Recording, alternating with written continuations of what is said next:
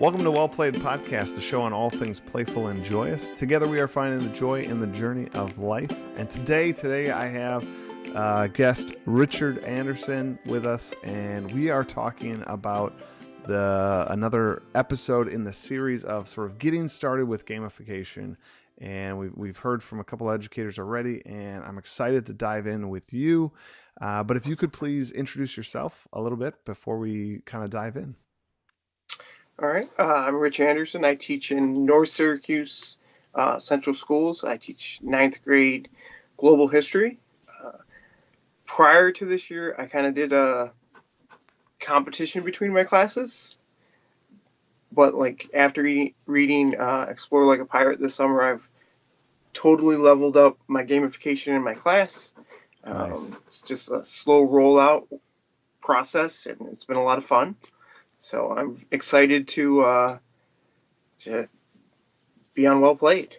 We're awesome. We're excited to have you. So thinking about this, not knowing when people are catching this episode, whether they're listening this week when it comes out or 6 months from now, just to kind of put it in perspective, where are we at in your school year? I think this is like probably in between quarter one and quarter two. You're like, yeah, we're like our 15-week mark is next week.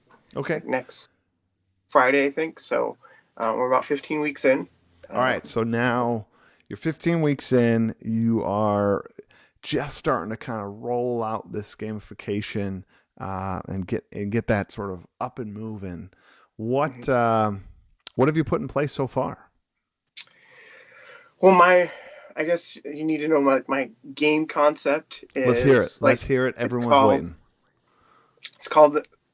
I used to do like the interclass competition for global domination was my theme for the past like 4 or 5 years where I had the competition. But this year I came up with, I'm calling it The Quest. I love it. And so the concept is we're in the future. Computers have taken over society, and it's kind of like based off the Matrix, kind of like the Mr. Anderson piece worked in. So that worked out really nice for you. Yeah, right. Really nice.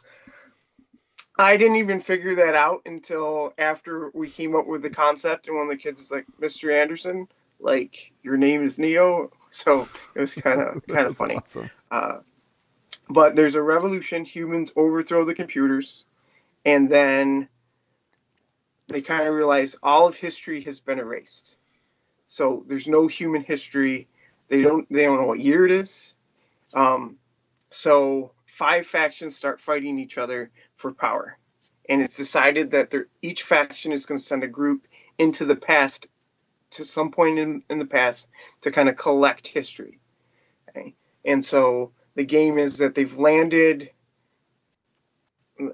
I started the game on September 11th, 2018.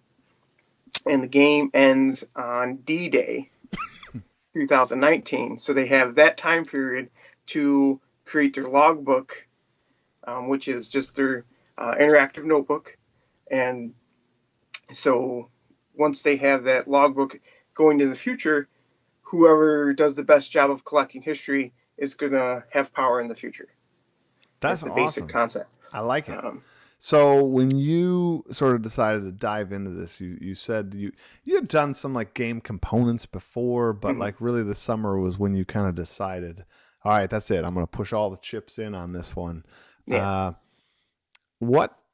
How did you get started? Right? Like, because we often hear from people that want to do gamification, it just seems so big that it's almost deflating. They're almost just like, I don't get it. A game, big, and then they don't end up getting started. So if this series is about getting people to get started, what was some of the first steps you took?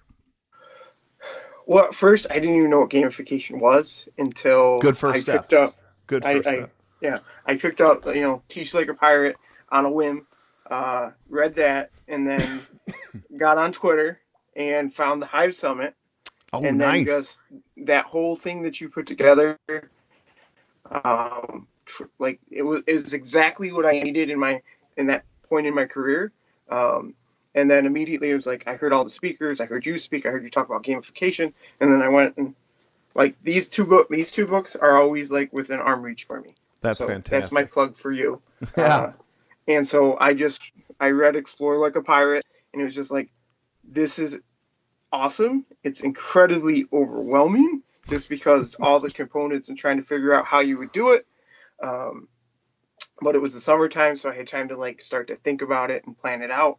Um, and I'm, kind of the cannonball in, to quote nice. like Tara Martin. Yep. Uh, and so I just started to work on different pieces of it, like what's my theme going to be? How can I incorporate like the things that I was already doing into it? And so it was just step by step. And then I knew that I couldn't jump in and have like the leaderboard immediately, um, because it would just overwhelm me. It Hmm. took me like 10 weeks to figure out how to do the leaderboard, and the leaderboard database that you have on your website is phenomenal. Like that was a huge help once I got that. Um, and so it's just adding little pieces in, as I went, and just kind of building it from the ground up, being very um, purposeful and having intentional in everything that I added to the game.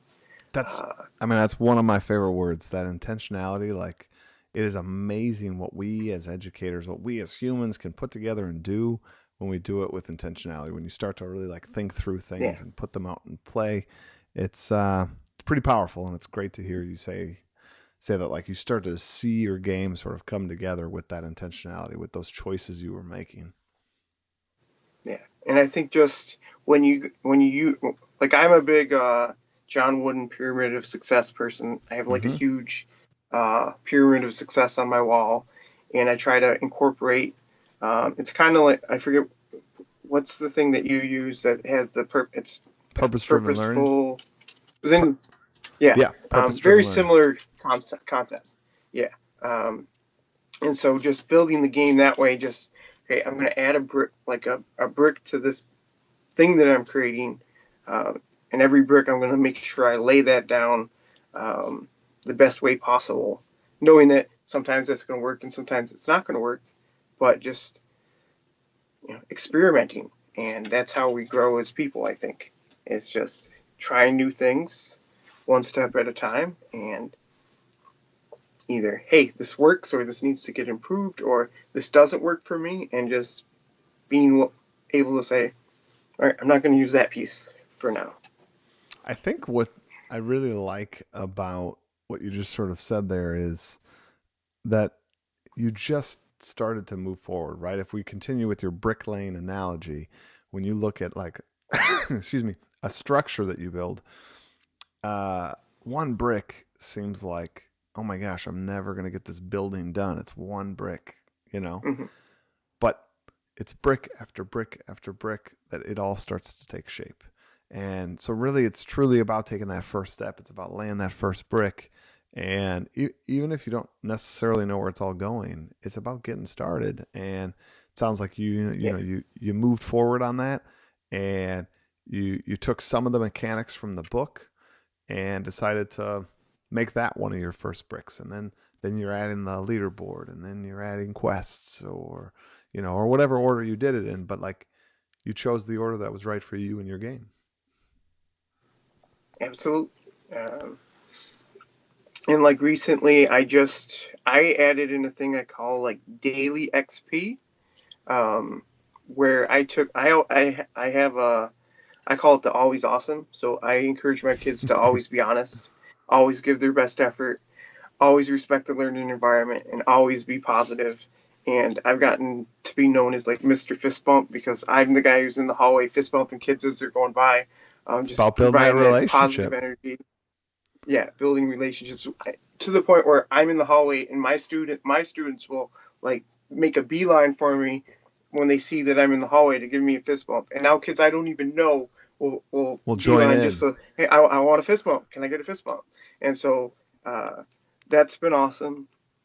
And I kind of forgot where I was going with that thought, but just I mean, that's a positive thing to build those kind of relationships. And like, did you just hear what you talked about? I mean, you're talking about extending that relationship beyond your classroom walls. And now Yeah. there are students that get excited to see you who haven't even had you yet. Maybe they're going to be your next semester students. Maybe they're going to be your like next year students or who knows. But like, that's just, excuse me, that is just creating such a positive environment, which I think is another huge plus to gamification.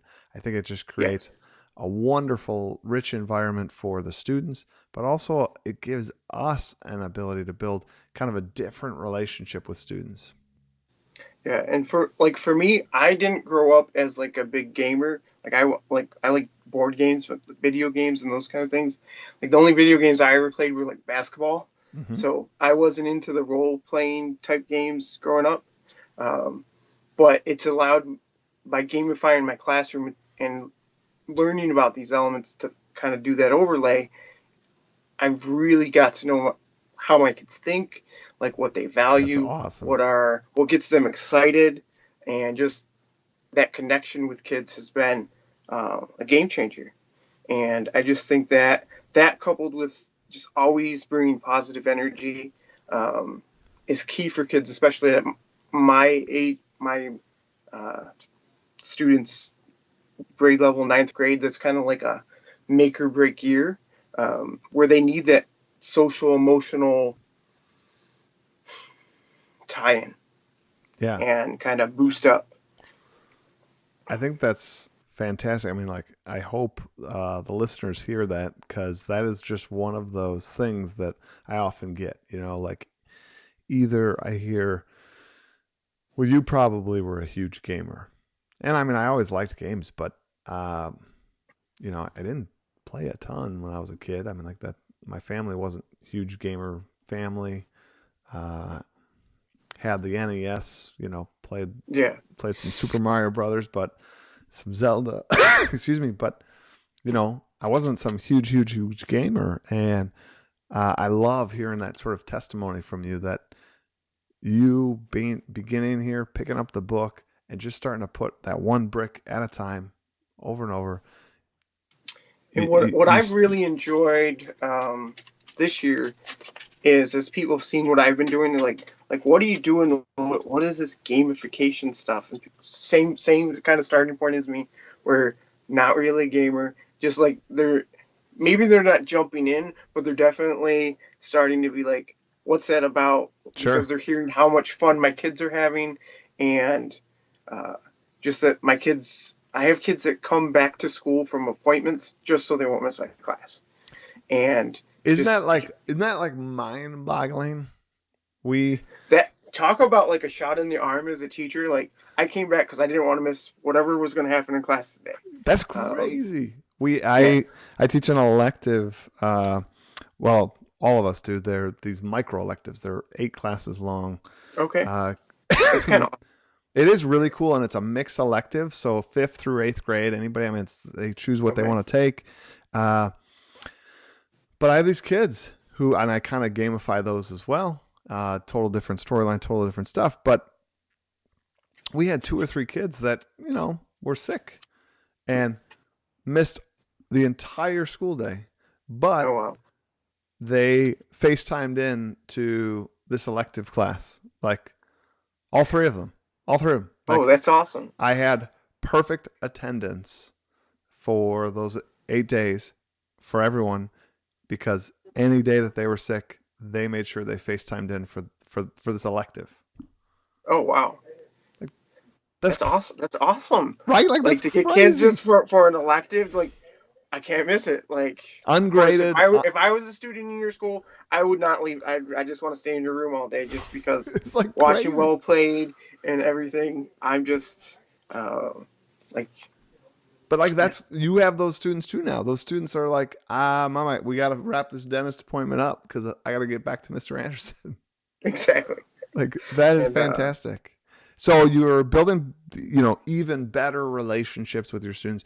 I loved some of the words you used. You said you're also like understanding how they think, what motivates them, what inspires them. That only is going to accentuate the things that you already bring to the table. You're already bringing yeah, a great relationship building positivity to the kids. but you throw this better understanding, this better knowledge of your students, it only creates this better environment. So now I think some of the people listening to this podcast, I mean, I think you have them already on the edge of their seat. I think they're ready to they want to do it. And hopefully, this in this series, we're inspiring more people to take action. My next question for you is, what were some of those first bricks you laid down? Just getting the backstory to it, because I think you need to find a way that fits for you. And I think I reached out to you a little bit, and I forget his last name, but Adam, in South Carolina. Yeah, Adam. And just how did you set up your game? Mm-hmm. And just trying to get different ideas. I talked to coworkers at my school that, what do you think about this concept? And because I used to be a college basketball coach when I was in Florida.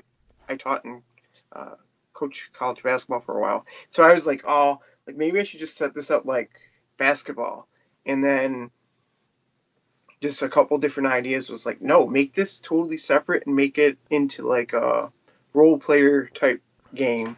And that's kind of where I came up with the quest. And that was my first layout. Once you have that background story that you're going to use, different things fall into place. And so if you can get that brick laid, then the bricks that go on top are a lot easier. Well, they start to make sense, right? Yeah.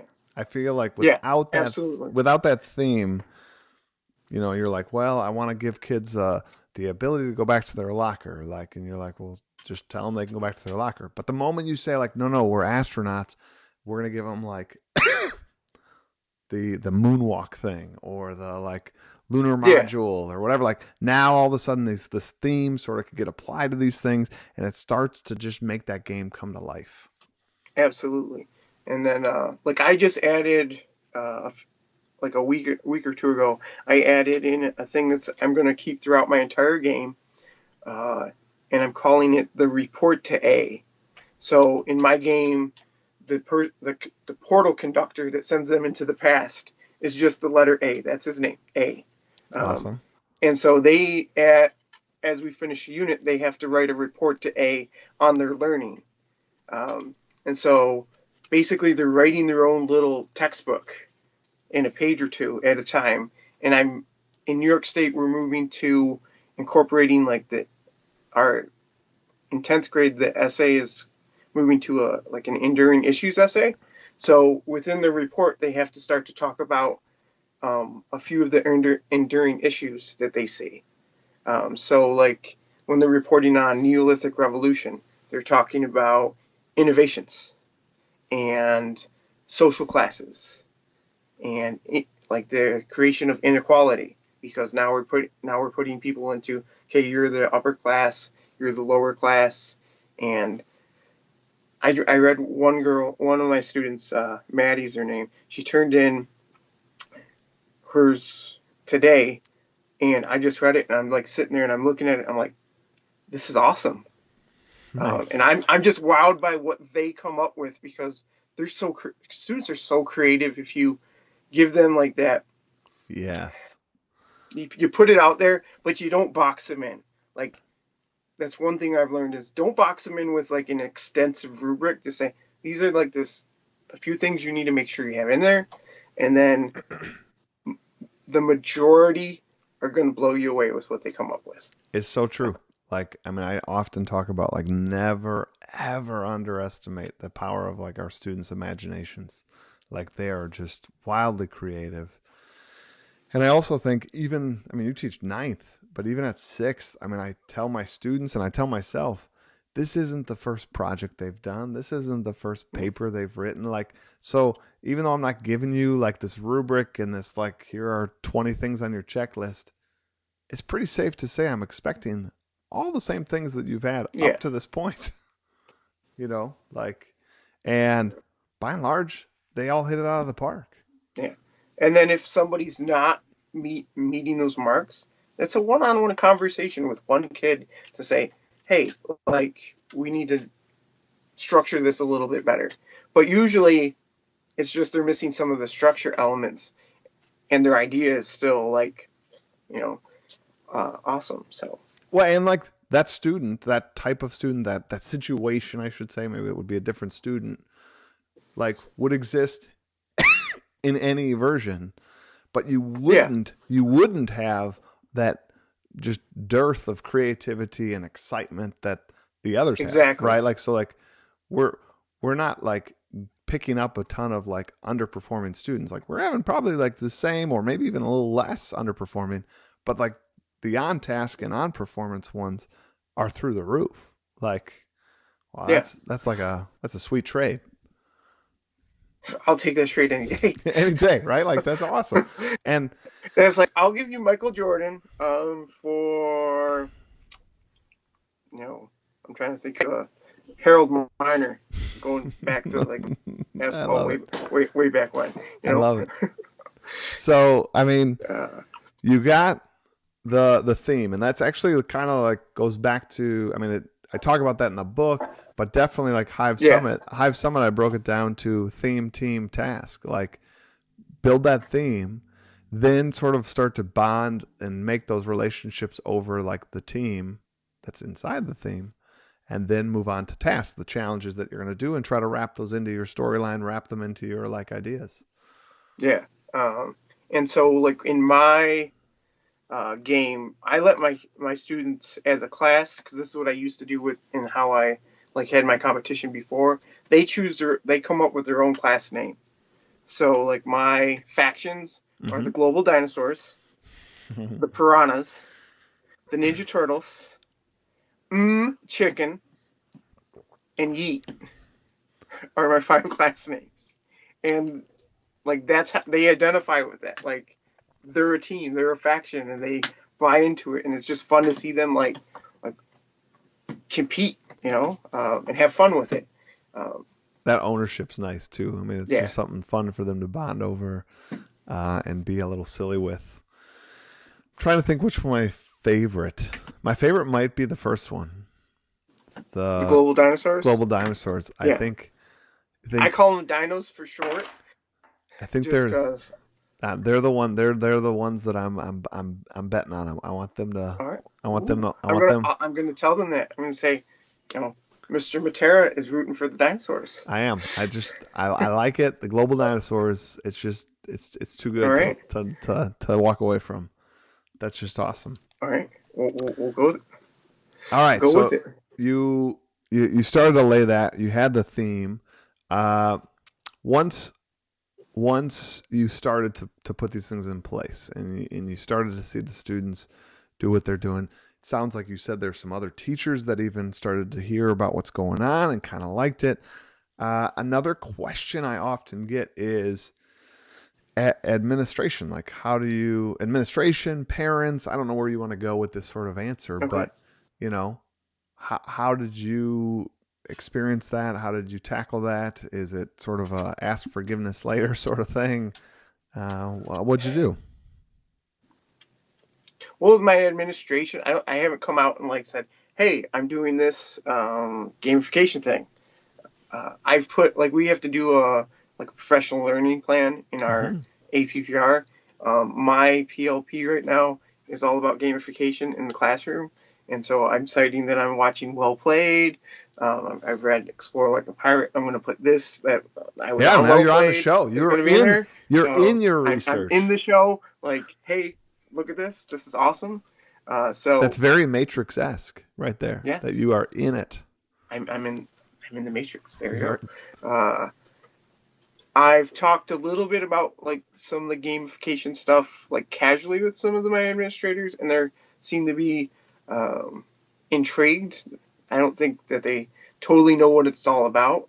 Um, I had an observation recently, and the principal, you could tell he was kind of intrigued by like my in the front of my room. I have a billboard um, that has like the quests and the rankings and side quests hmm to the side where to find those, and how many days are left in the game, and those kind of things. So I think there's those are some fun intrigue elements. building there. Those are just really nice little And then, touches that you got going on in your game. It's really good. yeah. And then, like I talked to my principal a little bit about just adding more games to like our school environment, like adding games to our lunchtime, like having a table with like Connect Four and Boggle and all those kind of things. And so that's something that's I think it's in the works. It's just trying to make sure that when we implement that, that it's something that's going to work well. Um, but I just think people are starting to see the value of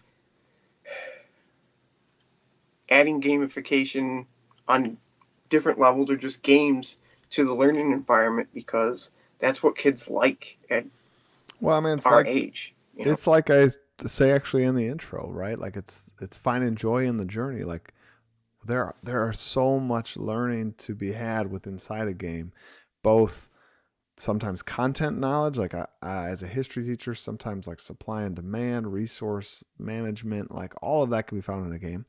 But then all of those like life skills about communicating and collaborating, cajoling, like critical thinking, like there's just a volume of things that happen inside a game, and it's all done typically with joy and like happiness. And I think people who like, to be honest, like before I kind of found gamification and kind of was like, wow, this is like this untapped potential. Uh, like I was kind of like games, like in the classroom. Like I was probably Sure. I fit myself in that skeptic um, category. But one, I like that it brings that joy to the class and to school for kids. But then like our school district is moving towards like officially kind of getting towards standards-based grading. Uh huh. Sure. Um, I'm on one of our, and what I like about gamification is it gives you this whole other kind of system that you can put in place to reach all those elements as teachers that we want to reach, but aren't tied to their grade. Mm-hmm. So you kind of have like you can build in like these elements where you're teaching them those character things that most of us get into the job to help kids become better people, and not just those graded assignments. And you can kind of have two systems. Is one thing that I kind of like, I if that makes sense. that totally makes sense, right? Like, and I often say that we should like separate the grading from the game, and like in this transition period that you're experiencing at your district, moving from like traditional grading to standard based grading, it's kind of nice to have this like other system that you kind of understand, you kind of get, and you are kind of in control of, which is also nice. Yeah, And I also feel like standard based grading can be very good for kids. They can kind of see where they're going, they can kind of track their learning, but it also sometimes can be rather sometimes uninspiring when you like delineate out every single little thing, you know. yeah. And so I love that Like that's a gamification. whole monster in itself. Right. And I love that gamification can add an element where the students can still experience that joy, experience that excitement and the enthusiasm, and not so much the overwhelmness that can be had. And again, I don't mean to be bad mouthing standard based grading. There's plenty of good there, but I have definitely seen my students sometimes be overwhelmed by the amount of information that's presented to them. Yeah. Well, believe it or not, we're at the end already. It's like it No just way. I know it just comes right up on us. Uh, so we have, but before we kind of end, it's a tradition here on Wellplayed that we do reflection time, and I really, really, really want to hear your thoughts on today's quote. Okay. Are you all ready for this? I think so. All right. And this quote I can't attribute to any one particular person. It's just one of those internet quotes I found, and I think it really fits with today's topic of you getting started, you trying something new. You know, you've definitely spoke to a lot of changes in your life. You know, from moving from Florida to trying gamification. So here's our quote: "You can't start a new chapter of your life if you keep rereading the last one." How does that hit you? I just think sometimes as human beings we get stuck in that rearview mirror when Mm-hmm. the window in front of us is so much there's so much to see, And I think that if we stop looking in that rearview mirror and like maybe what went well or living in what went really well, because we change every day, like as human beings, we're not the same we were 5 minutes ago. Uh, and sometimes people stick with what they did well, or they harp on the things that they did bad. And so if we keep forward looking and just try to be better every day, we're going to find more joy in what we do. I agree. For me, I love this quote. I mean, this idea of starting a new chapter. I love what you're talking about. This sort of when we hang on so tightly to the past, sometimes it really can stop us from moving forward and trying that new chapter. So I think it's important. I don't want to like discourage anybody or talk bad about but I think it's really important that we reflect, and then we refine. But then I think ultimately it's important that we release that past so that we can kind of move into that future. Yeah, agreed, totally. Well, I gotta say, thank you so much for being part of the Wellplayed community. I know you've been a listener, and now I love having you on the show. This has been like a huge honor to me. Just, I got to say thank you for that. I've been talking about this like all week. It's like, I'm going to be on Wellplayed. I am so excited to have you. So, I mean, thanks for taking the time. And everyone else, thank you so much for listening and following along on a lot of these people's journeys. I can't wait to kind of put this out there and hear everyone's response. And everybody have a great rest of your week and play on.